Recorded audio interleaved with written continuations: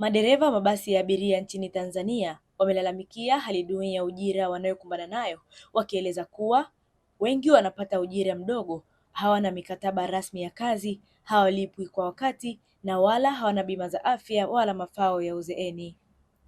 Malalamiko hayo yametolewa jijini Dar es Salaam na viongozi wa Umoja wa Madereva Mabasi Tanzania UWAMATA, wakisema hali hiyo imekuwa ikiendelea kwa muda mrefu bila kupatiwa ufumbuzi wa kudumu, hali inayowafanya madereva kufanya kazi wakiwa na msongo wa mawazo.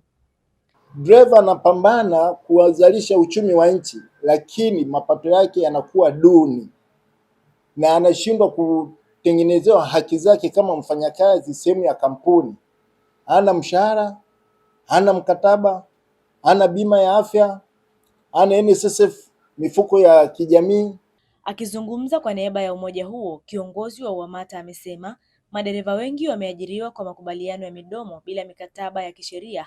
Hali hii inawanyima haki zao za msingi kama hifadhi ya jamii na huduma ya bima ya afya. Madereva sisi tunaishi kwa posho, kwa maana ni kama kibarua tu, si ajira, ni kama kibarua tu. Hatuna mikataba rasmi, hatuna mikataba. Iliyopo ni ile tumeambiwa, bwana fanya kazi nitakulipa mshahara 200,000, 1,500,000.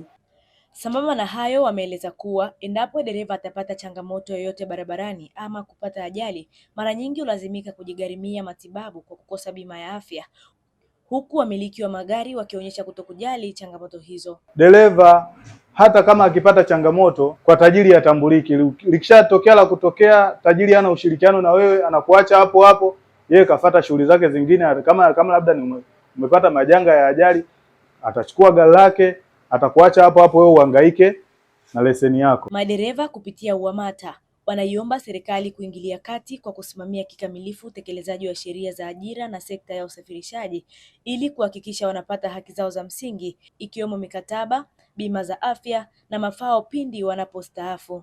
Nilikuwa naomba serikali itupe mwangalizi, maana madereva tunakuwa kama tumesuswa. Yaani kama vile madereva tumesuswa tuko wenyewe. Yaani siku ya mwisho dereva umestaafu, basi unakaza kwa nyumbani, unachukua jembe uende ukalime. Hakuna kwenda siji kuna kiinua mgongo cha dereva, hamna, kwa sababu hatuna mikataba. Tunaomba serikali tutafutie mtu wa kutusimamia.